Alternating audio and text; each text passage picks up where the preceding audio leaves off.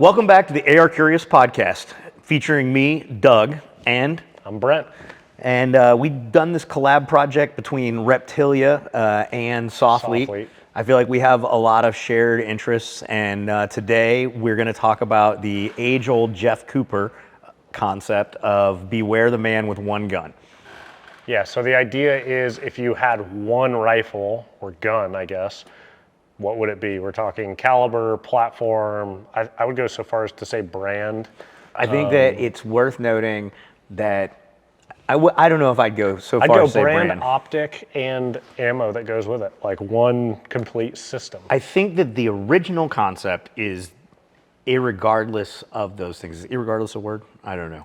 Regardless of those things, the man who owns and is proficient with one weapon system is to be feared as opposed to someone who has all of the gear. Yeah, right? yeah. It's like doing 10,000 kicks one time versus one kick 10,000. same type of deal. But I think it's important when you get down to that level of granularity.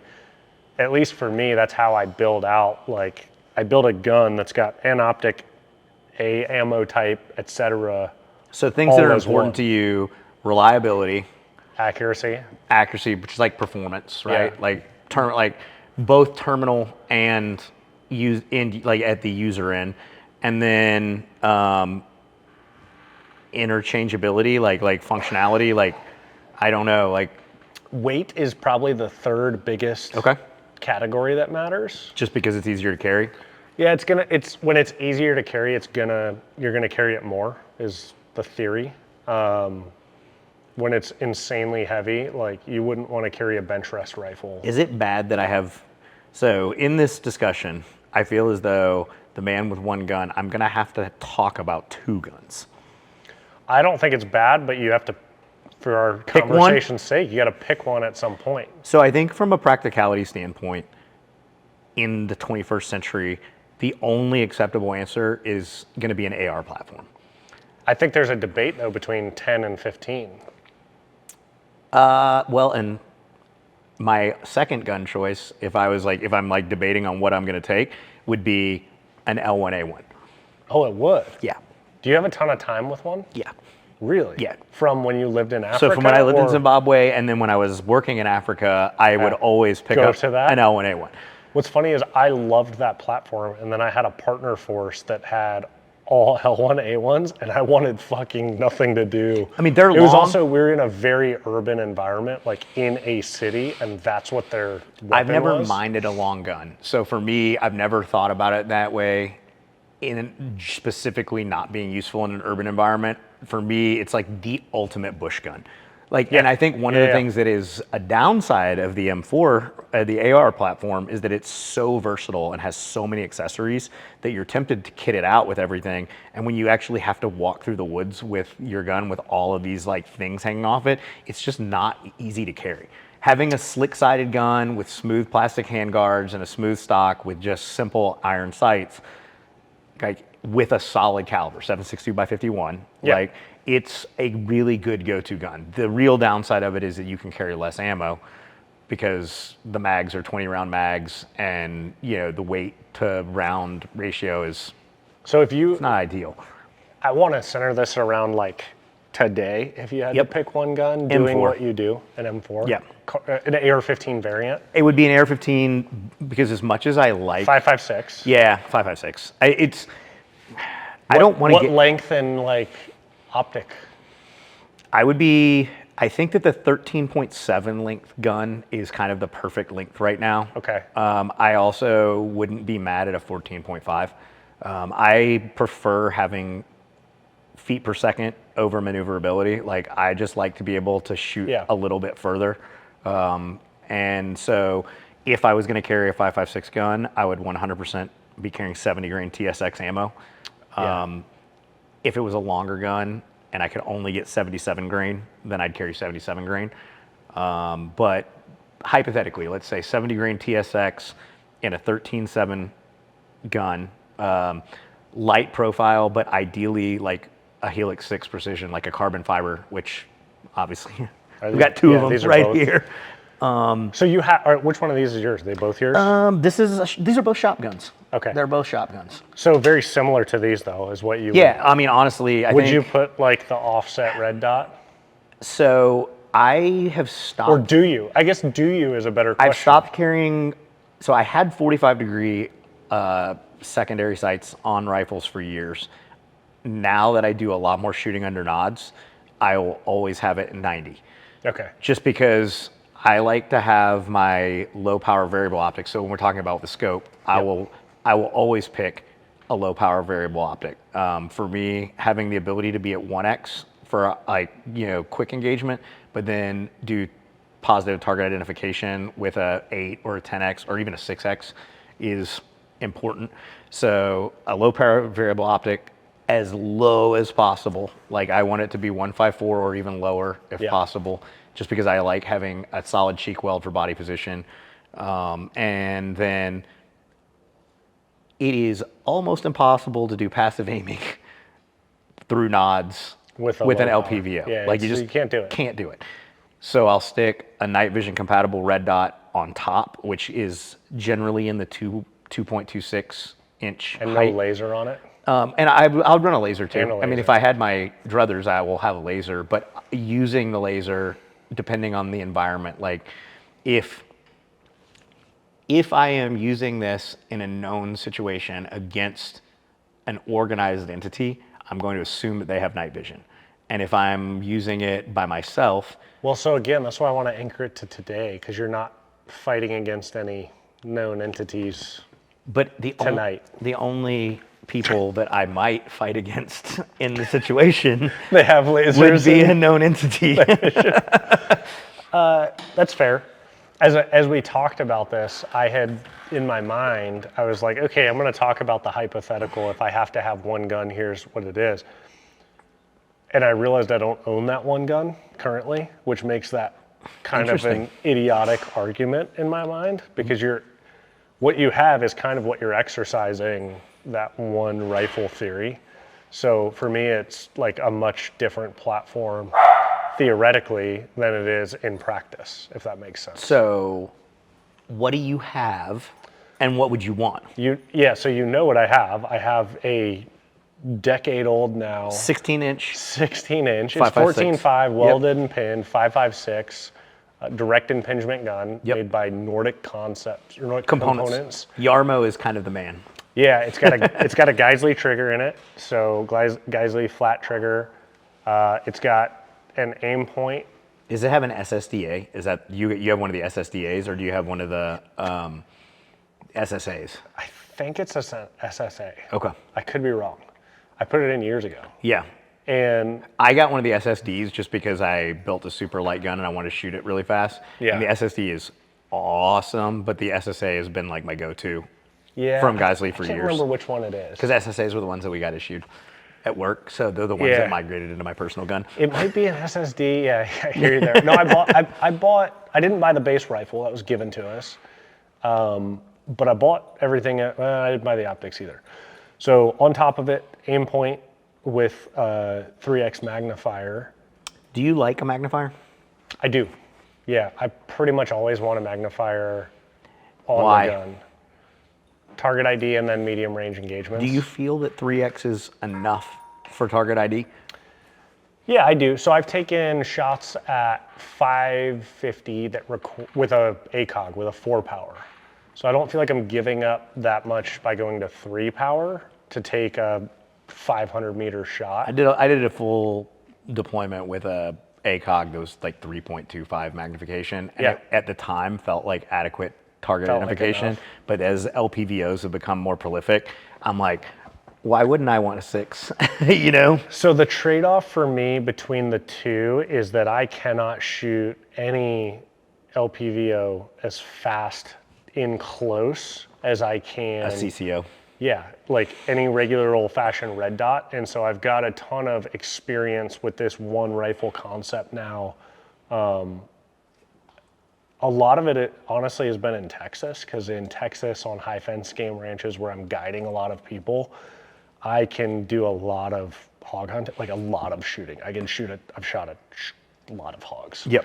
And I've shot hogs running at 200 meters. I've shot hogs running at me at 5 meters, and like Are you running a T2? everything in between. Yeah, it's a T2. I have a T2 mounted on my pretty much my everyday rifle right now, which is a 14.5 Yeah. DI gas gun. Yeah. And I have it mounted as my secondary.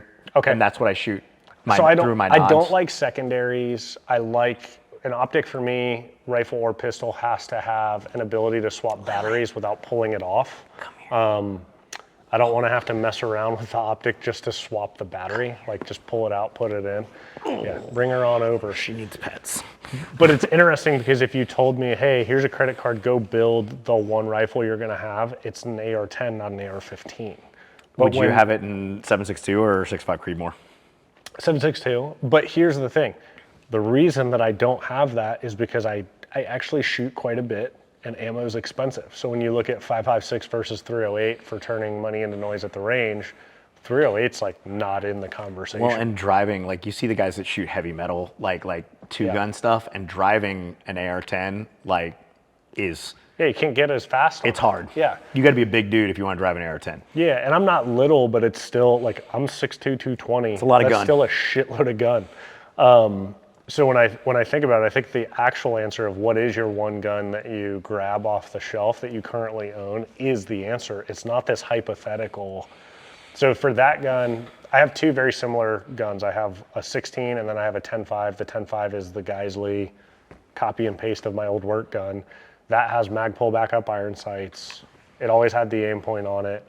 It has a magnifier. The magnifier I used if we were doing like a remain over day or anything like that. I would bring the magnifier on the gun. If it was like on the X in and out, I didn't bring the magnifier. Or I never did the pouch thing, unfortunately. I probably did in hindsight, but this is why I don't like magnifiers. Because you have the option to take it off? Yeah, well, and because it's just like in the way to me. Like I always feel like it's in the way. Guys go, oh, it flips to the side. And I'm like, yeah, I've had flip to side thermals. I've had all these things. And like, honestly, like there's just too much shit on a gun. Like, you know, when it's like. I don't put a lot on it though. Neither of those guns have lasers. I feel like a lot of guys don't know how to zero a magnified optic, like when it's, and I don't even know how, because I've never used one. I've had a magnifier before, and it's like, this is complicated. I'm not using it. But like, I'm fairly certain you have to zero it with the magnifier up and then shoot the optic. So here's how I do it. I put the magnifier on. I get it zeroed at 50, and then I go to 200, and I confirm. I re-zero, because you're very rarely with like rifle ammo optic relationship, is it always purely 5200? Purely 5200. Or 25-300. You're pretty close. So I get it dialed in, Nat's ass at 200. 200. Yeah, and then you calculate your hold unders and stuff. But the hold is like an inch off at 50 typically, or two. It's like very minimal. So when your like point of aim is high center chest or game animal, you're like in the money at both of those distances. What's interesting is my 16.5-inch gun, I think I have some mag pull backup iron sights sitting around at the house, and I've never put them on. It's slick. Just don't use them. I've never used them. I've had a laser on and off that gun. I've had lasers on and off both of those guns. My problem is I'm cheap, and so I don't want to go drop 12 grand on a night vision laser setup. Yep. And I'm also probably not going to be satisfied with the setup compared to what I'm used to for NVGs. I'm a little curious. Having worked at Armasight for years, I've got like 4 different dual tube setups right now. Yeah. And I use them fairly frequently. I do a lot of I help other people get set up for things when I'm hey, everybody's gonna have nods and whatever. So we'll share the love. But hey, Michael, since we're doing this whole I have a producer thing, what's the company that has the quads for 10K now? Nocturne Industries. Yeah, Nocturne Industries has quads for 10Gs. Are they the ones out of Luxembourg? Is that Nocturne? Out of New Hampshire. New Hampshire. Oh, Yeah, dude, they look pretty great. How much are dual tubes then? Like a good set of dual. Well, I mean, this is dual tube prices. Dual tubes are about 10 grand. That's what I thought. Yeah, I know, because I can get a special deal on 31 alphas. That's which are 14 Gs. for the Now, the good special stuff. deal's like just shy of 10. Yeah, which is great. I'd buy it. Yeah. You'll be able to get your money back. That's Yeah, for yeah. sure. And you get into the nods game, and it's like it's very nerdy. It's nerdy, and I don't have as many opportunities. I wouldn't use them as much as I would think because I'm spoiled now. When I go to Texas, I'm like, I got to get up early and put people out in stands. I get people late. I don't want to go out at midnight, 10 p.m. and hunt hogs with NVGs when I have to wake up at 4 to put people in stands. It's more fun to run a thermal drone and catch them in the daytime anyway. Well, dude, it's baffling. I've learned so much about animals and hunting. I shoot a ton of animals like 2 in the afternoon. Like times where previously it was like you do your morning sit or morning glassing and Evening then your glass, yep. evening. And now, like even if I go on a mule deer elk hunt, it's like, dude, it's an all-day affair. Even if you're catching them, and Western guys know that more than East Coast guys. East Coast guys are like waiting for them to walk out. But even in like Texas, where animals will bed down and not be out at feeders, like you can get on animals midday. So for me, Honestly, it's more fun to get out and move around to me. Like I know it's the heat of the day and it's like hard to do in Texas, but like I actually like walking and like getting out and like. Do you wear the stockasins when you're Bro, out there? I am not gonna lie. I got these. These are so cool. Yeah. Do you have a set? No, I use Smart Wool socks, and then I've had Smart Wool with a leather on bottom. Dude, this company has been selling me these. Like, so it's like they have this weird name. It's like, I can't. It's AI. Yeah, they were ecstasy or something. I don't Yeah. know. But like they've been serving me ads on Instagram for like a year and a half, 2 years. And Jared bought them for me for Christmas. My like best friend. He was like, "Here, Merry Christmas." And I was like, "Oh my God, they're amazing!" Like I wander around on my property with these all the time. Well, you can like I've done a lot of like barefoot stalking in Texas, which people think I'm nuts. The property I'm on, so we many thorns. never see rattlesnakes. Really? There's a lot of thorns, Where in but Texas? It's in Uvalde. Oh, and you never see rattlesnakes? Never have they seen one on the property. They have some type of snake that kills rattlesnakes, and they think those keep them like all away because there's a lot of those snakes. Coral snakes? Do they look like king snakes? Yes. Yeah, they're coral snakes. Yeah. But so when I think about it, what I've done mostly there is either a 308 bolt gun with like a 20-inch barrel, Yep. or an AR. And so if you were like, hey, pick one rifle, to me it has to be a rifle you already have. Otherwise, you're kind of in fantasy land. And so it's a 16-inch AR. I mean, with a red dot. I probably have the best results. I have a custom built chassis bolt gun that's in 6.5 Creedmoor that I love. And I mean, I love shooting it. It's a dream. Do you take it? Like when you're gonna go hunt, do you no. have you killed a lot of stuff with it? No, it's mostly going to the range and shooting. Like I shoot 1,000 plus with it. You know, like at Coleman's. But So like it's a toy. Yeah, it is. But it's a really functional toy. Yeah. And I probably should like it more than I do. But like a big chassis and manners gun isn't fun to carry. And it's limited in ammo. Well, I and know, you like, also don't feel cool when you shoot something with it. At least I don't. Just a laser. Yeah, you're like, Yeah. oh yeah, I set it up. Like, it takes an hour to set it up. And Which is why, I mean, legitimately to me, the AR is the perfect gun. Like, in terms of, like, over the last 10 years, the accuracy has become, like, with machining standards and insanely ammo, good. The terminal insanely ballistics good. on the ammo has gotten really good. It's gotten as way well. better. Like, Yeah. it's one of those deals where, like, used to be if we were only shooting 55 grain, it's like, yeah, man, you can't kill anything with that. Dude, you remember when we banned it from our hog hunts that we did every year? Yeah. So we used to do this hog hunt annually. Big group of like vet bros would go. Most of us were still active duty. It was fun, man. It was a good time. Tons of fun, but we, after probably the second year, we quit letting guys shoot 5.56 guns just because the ammo wasn't doing it. What was the Top Gun pilot that went?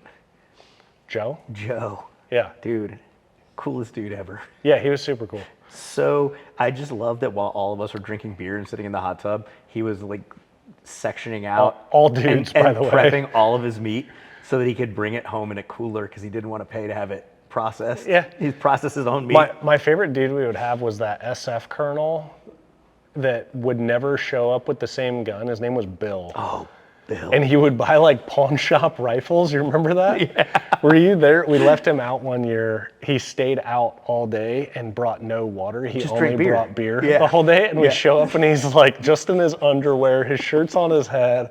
He's like about to die of dehydration. He's like, water, who's got water? Yeah, and the gun broke. I remember. Yeah, every year his Yep. gun broke because It he was broke. bringing like pawn shop, like Enfield 303s and other retarded shit. Oh, dude, I forgot about Bill. That's great. But the gun that wounded the most animals and Was didn't 5.56. recover it was always 5.56. And now I have no qualms about hunting pigs with 5.56. You know, I think a lot of the problem was that we were just shooting the wrong ammo. And Well, I don't think the ammo existed back then. Yeah. There was no. well, Barnes didn't is exist. reinvented So the game. it's full copper jacket, right? Yep. Full copper jacketed ammo wasn't a thing back then. Yeah, it's badass. Yeah. But I mean, you have a familiar platform. It's reliable. You can troubleshoot it. I know that like people want to argue between piston and direct Is that impingement. still an argument, or is that I coming don't back think around? I think that they're camps. This is a piston gun. No, That's a DI they're all gun. DI. No, this is piston. Nope, it's DI. Oh, it's just an adjustable gas That's a choke. Q Yep. adjustable Yeah, gas yeah, block. okay. So it's fancy. Yeah. But yeah, like DI is the king. I mean, it's funny because I know early in the GWAT, it was like people were somehow married to this idea. The ARs like, weren't reliable. well, the Vietnam, like our M16s aren't reliable. You know, it's like, man, you got to clean them. But even now, like you don't have to clean a DI gun. You wipe it down and put some oil in it and go to town. Yeah, especially with like the nano-coated bolts and shit. I You can't literally remember the last wipe time it I off. cleaned an AR. Like I don't get in the star chamber and do anything. Nope. And I still get sub-minute accuracy out of every one of my guns. Yeah. And they run all the time. If I run them too hard with a can, I'll get gunked up sometimes and have some reliability issues, and then I can just wipe it down and go right back to town. Yeah. I'm curious to see how that develops now that everybody's moving towards like any gun that I pick as my one gun is gonna have a can. Shooting high volume with like older technology cans produces a lot more gas in the face. Like I just switched a couple of my guns to those Atrius selectors. Oh man. Are they good? Oh, how's the dude. trigger on it? Well, I mean, it's a trigger. It's your regular trigger. Oh, it is. And it's just the a selector. It has this like little arm that moves over when you switch it to the full auto To give position. you the and it force reset. It's yeah, not it force full auto. resets Yeah. the hammer or whatever, or the sear, and it's super cool. I mean, you have to tune it a little bit with the buffer weight to get it to run right, but like it's not crazy. It's Once just, you do that, you're good. Just put an H3 buffer in it and you're good to go. You can run it with an H1 or an H2 without a can, but once a can goes on, it needs like an H2 or an H3. It just fixes everything. Yeah. It's weird how that works. You bought that, right? Or they Yeah, send it I to bought you? them. Yeah, you bought it. I actually know the dude that owns the company, and he was like all mad at me for buying them. I bought two, and I was like, dude, Yeah. it's a great product. I didn't ask for a discount. I bought them $189. It's a no-brainer. Yeah. So I put those in, and shooting full auto with a can, like you get a lot of gas in your face. Yep. It's just gonna happen. The new flow-through cans, well, I know flow-through is like a patented term or whatever, but like cans that are designed for gas to exit the front of the can. Yeah. Lot better. Yeah, like way better. And now with that, it's not called Millbrook here in the U.S., but the Canadian development. Have you seen those Millbrook cans? No, I haven't. They're like a weird clamp-on type deal. Okay. They're rectangular. They're insane. They have the guy who is the founder of OSS is now at Millbrook, and he did this whole thing where there's like this. It looks like a snail shell offset in the can, and it has something like 100 meters of flow-through space in 6 inches of can or something ridiculous. Like I'm gonna get the numbers wrong, but Yeah. it's literally like.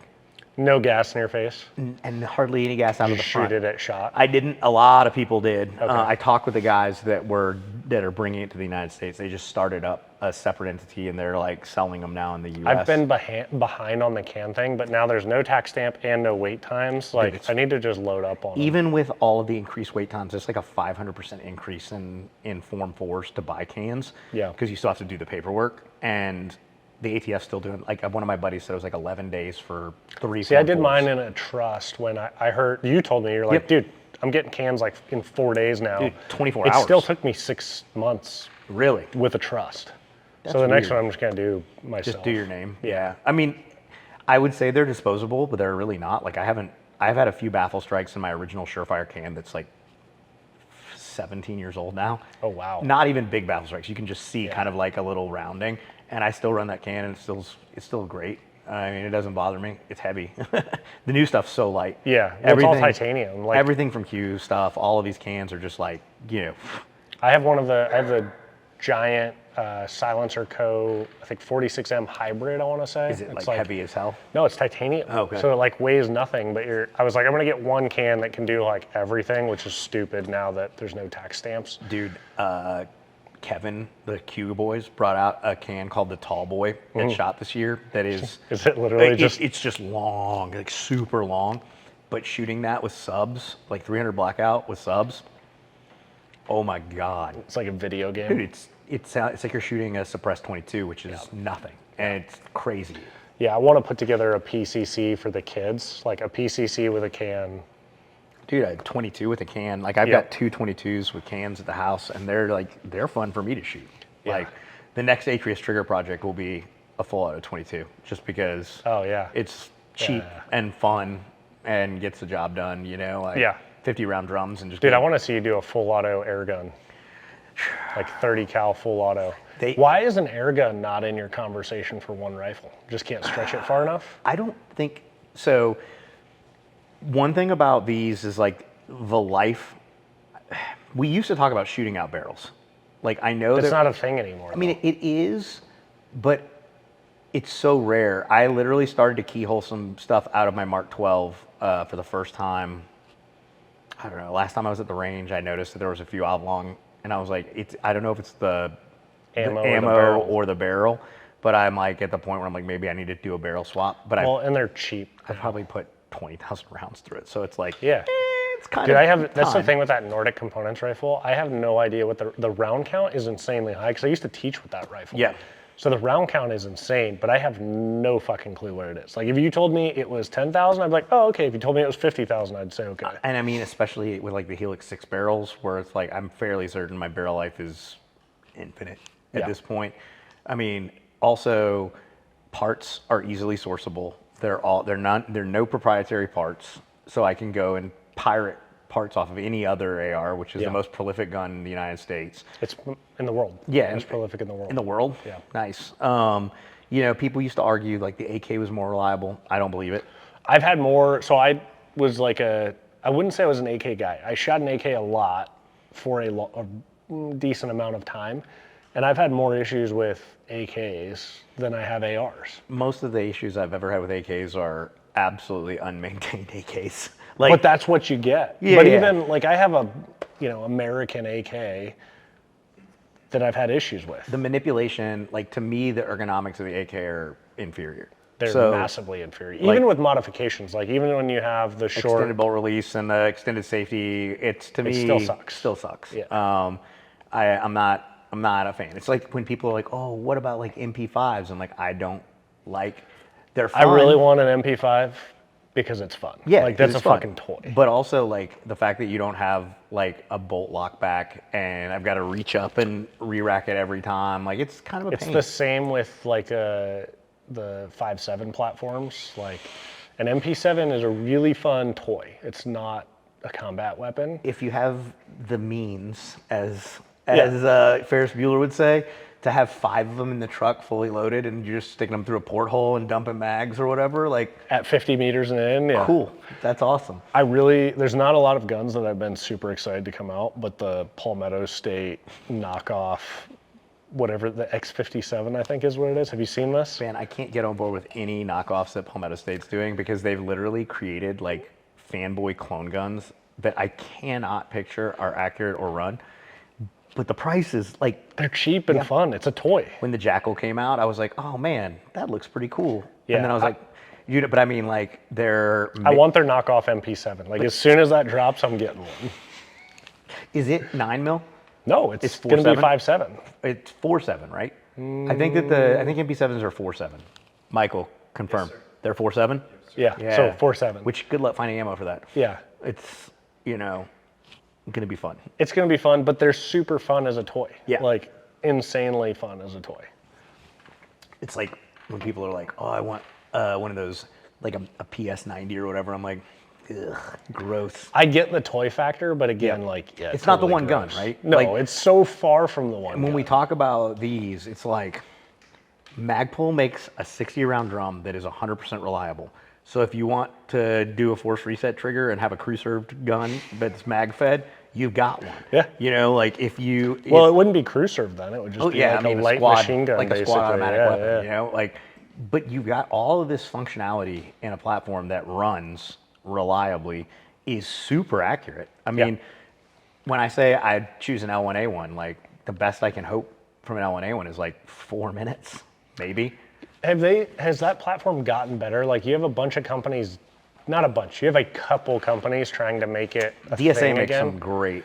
Well, DSA comes to mind. Yeah. Are they accurate? I think they're more accurate. They're also very heavy for Yeah, what they super are heavy. because they're milled receivers.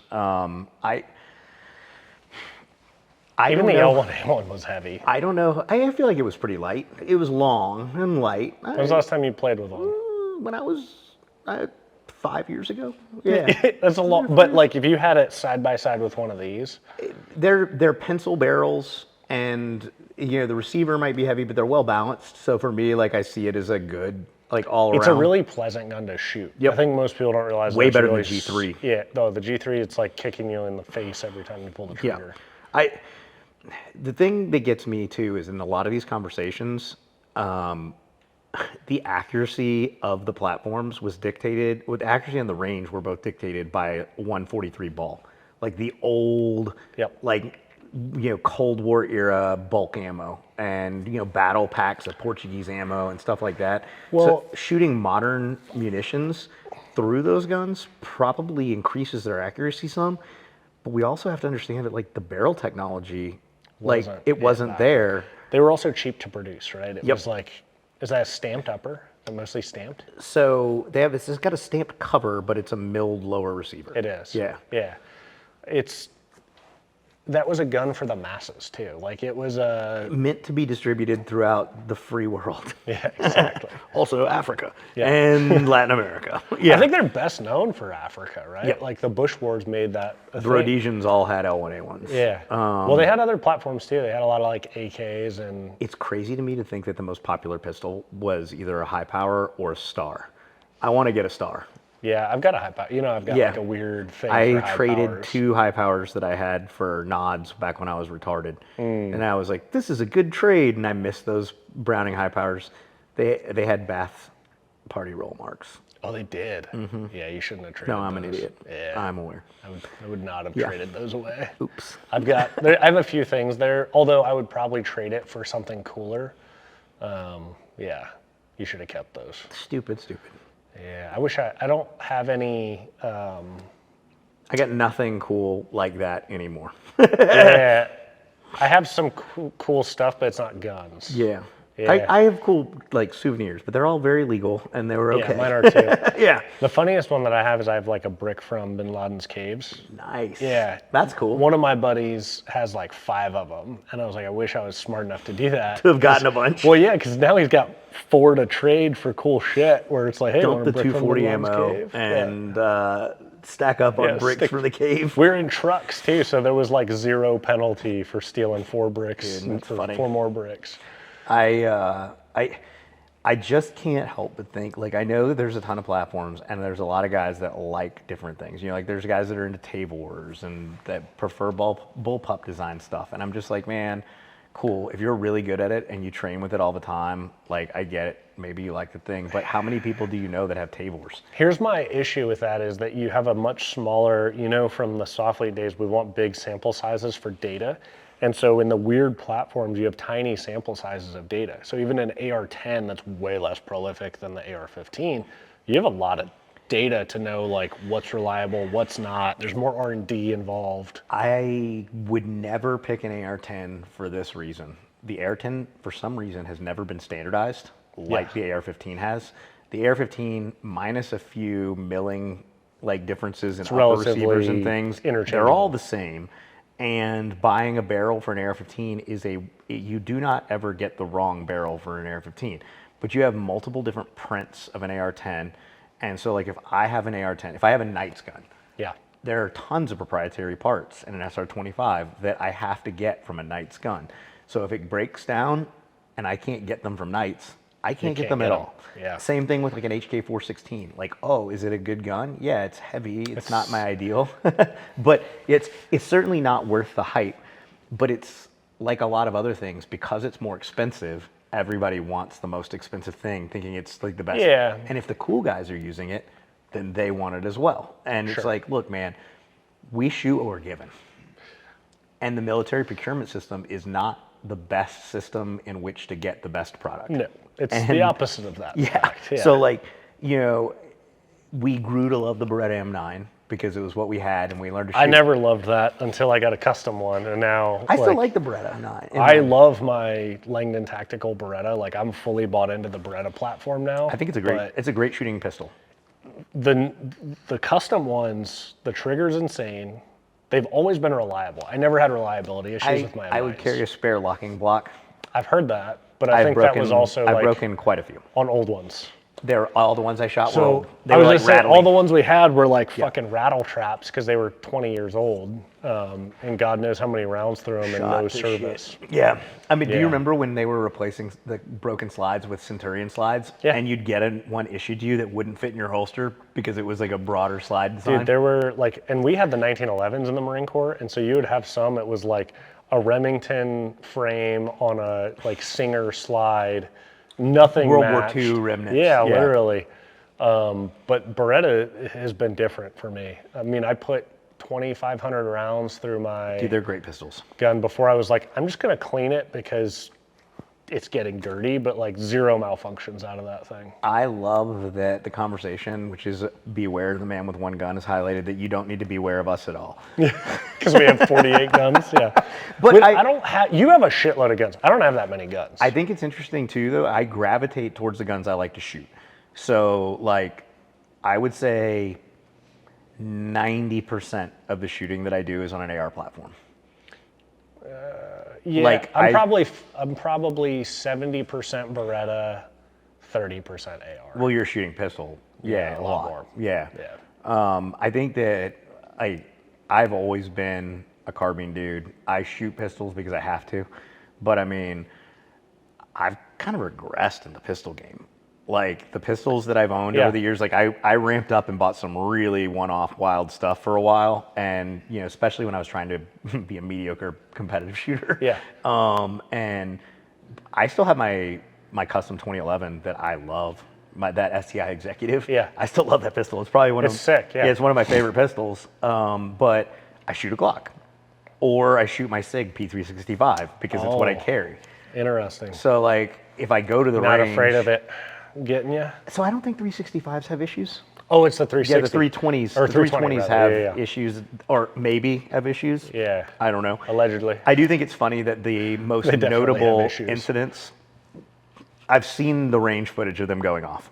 Yeah. It's undeniable to me that they are doing something that they're not supposed to be doing. Yeah. The FBI analysis of them is proving that there is a lot of space for them to be doing things they're not supposed to be doing. Yep. But I also think that a lot of the most notorious incidents are actually user negligence. Like finger in the trigger as you Well, holster. I mean, I think that the Air Force one that was such a big deal, the Air Force was like full stop on him. You remember where they said he just set his pistol in the holster on the desk and it shot his buddy in the chest? Yeah. Like, that investigation turns out he actually shot his buddy in the chest. right? Yeah. I'm more thinking of the videos where like there's a multiple of cops that are like hanging around bullshitting, and the And one just I'm goes thinking off. of, the dude like leans his elbow on the gun and it goes off, and everybody's like, "What in the fuck just happened?" No, I understand the But the rest of this. 365 is a different firing control. And I than the appendix 320. carry it, so it probably says a lot that I... Well, but the 365 is different. It's like a category. It's a very different design. I really like my 365 for a subcompact pistol. It's incredible, and it's 17+1. Like, it's... Yeah. Have like, you shot a match with it? No, I'm gonna do a match with the 43X. Are you? This year? Yeah. I carried and shot that exclusively for a couple it years. shoots well enough that, I mean, honestly, I don't see it as a problem. I just don't have a good duty holster rig to carry it in. I was gonna go fully concealed with it and shoot a match. Yeah. That's the IDPA thing, right? No, you can do it in USPSA. Would they let you do yeah, it in in USPSA? USPSA they changed the rules now where you can carry inside the waistband You can carry in front because they used to have that weird roll. Yep, like it has behind. to be. Yeah. That's gone. So, Okay. Well, yeah. I mean, good for you. Especially with the I'm not 43, gonna do well. because the It'll be 43X is fun. lower capacity. No, it's still 13 or 14 max. no, it's 15 without an extension. So Okay. I think I'll be able to get it to like a 19 or 20 rounds. So Yeah, I it's still not shoot. I still huge shoot a hindrance. 19. Yeah, Glock I mean, 19, yeah, I've got the holster, I got the pistol, I shoot it. I got one of those Radiant afterburners If you could have on it. one gun, is it a rifle or a pistol? Rifle. Like today, real life. Rifle. You're just gonna leave it in the truck and I will carry it not with me. concealed By carry? the time having one gun matters, I will carry No, it. no, I'm saying today. Rifle. Like if you were told your life today, you can Rifle. only have one Rifle. firearm, it's a rifle. Hands Yeah, down. that's a tough one for me. No, I mean, rifle's just way more useful. I think I'd do a pistol. Why? I've killed a lot of game with pistols now too. So What pistol then? that Beretta. 9 mils, the one that you'd pick. Yeah, I'd go 9mm. I think I would get a Smith & Wesson custom shop revolver of some kind. If you were gonna have one pistol, yeah. it'd be a Probably revolver. in 44 Magnum. That's pretty absurd. No, it's like, but I mean, you're talking about shooting game. I want to be able to kill game. Yeah, I mean, I killed What is game it? A with a 9mm. 6.26 is their like shorter barreled performance pistol? It's not shorter barreled. It's mean, like a it's- 4-inch barrel. yeah. It's a 6-inch barrel, and that's But what it's the not one of like 2.6 the is. dirty hairy guns. No, it's not like a Yeah. 12-inch or I mean, 10-inch barrel. I keep that Ruger Vaquero Yeah. by my bed. Do you really? Yeah, bro. Of course you Dude, do. I've got Barnes Vortex ammo in it. You could take shots out of it. How fast is that going? Who knows? I haven't That chromed it 44 before. Mag? It's 45 long Colt. Oh, it's 45 Yeah. long Colt. I mean, dude. Curious how fast it's going. I know when I carry that anytime I'm in the backcountry, and like I found a dead deer, like a beautiful muley that was just like skeletoned out, just like, I don't know, it drank bad water or something. And I was like, I want these sheds. And I didn't have a saw or anything. I was just like, gah, gah. One shot 'em shot, off? they just No blew right shit. out. Yeah. Wow. I was like, dude, 45 long Colt is sick. Yeah. It's, I want to get a lever gun in 45 long Colt. well, that's why, honestly, they're like, I want a lever gun in 45 long Colt, so I have matching calibers. That's such a cool solution for back in the day when that was like the AR-15. I'm carrying one bullet Glock. on a belt. On a belt? Yeah. Yeah, that's sick. Yeah. All right, I think we're wrapping it up. AR all the way. Yeah, I think we're both AR-15. You're LPVO, and I'm red dot with a magnifier. Yep. That's the big difference. Gay. And you're shorter, and I'm longer. Yeah. Yeah. Fair enough. All right. You can do a recap? Yeah. So today we discovered that while you should be aware of the man with one gun, Brent and I are not guys with one gun. We're guys who are going to be killed making a decision about what gun we're going to pick up. And while we have very good taste and experience in this, maybe we'd both be wise to get rid of some guns that we have and focus on one. Yeah, that's a fair assessment. It's too many guns. People say it's not a problem. It is a problem. Yeah, it's too many calibers when it's Yep. a problem. So, I think we went over the core basics of what makes the best single gun for you to have. As you dive deeper down the rabbit hole, you'll find that you have the same problem we do, which is you want to do something different and you need to diversify to do the different thing. But I think we both agree that in a one gun only world, we would both be having gas operated 5.56 AR platform guns, maybe set up slightly differently. So if you enjoyed this content and you would like to see more of it, like and subscribe, and tune back in for the next time that Brent and I go around and round about whatever it is that we feel like talking about. We need to pick something we're going to fight about. Oh, God. I thought you were going to fight me about AKs versus ARs this time. I wouldn't pick an AK. There was an entire period of your life where you were like, not going to shoot anything but an AK. That was for a very specific reason. I so literally like Brent was policing up ghetto AKs all over the U.S. just to shoot them, to do all of his training with AKs, and I was like, this man has lost his mind. Yeah, that's fair.